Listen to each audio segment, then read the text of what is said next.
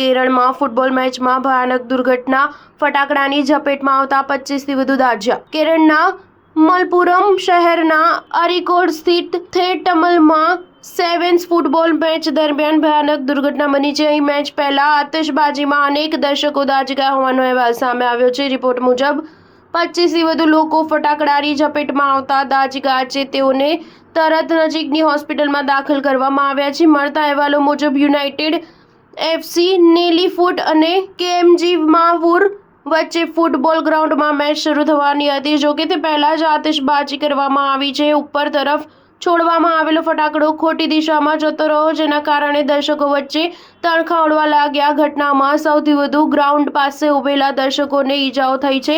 અહેવાલ મુજબ કોઈને પણ ગંભીર ઈજા પહોંચી નથી. એવું પણ કહેવામાં આવે છે કે એક ફટાકડો દર્શકો વચ્ચે પડ્યો હતો, જેના કારણે આ દુર્ઘટના સર્જાઈ. હાલ સ્થિતિ કાબૂમાં આવી ગઈ છે અને ફાઇનલ મેચ શરૂ કરી દેવાઈ છે. આ ઘટનાનો વિડીયો પણ સોશિયલ મીડિયામાં વાયરલ થયો છે, જેમાં મેદાનમાં એમ્બ્યુલન્સ પણ જોવા મળી રહી છે. ઓથોરિટીએ ઘટનાની તપાસ શરૂ કરી દીધી છે. સ્ટાર ન્યૂઝ 7 હંમેશા સચ્ચાઈની સાથે.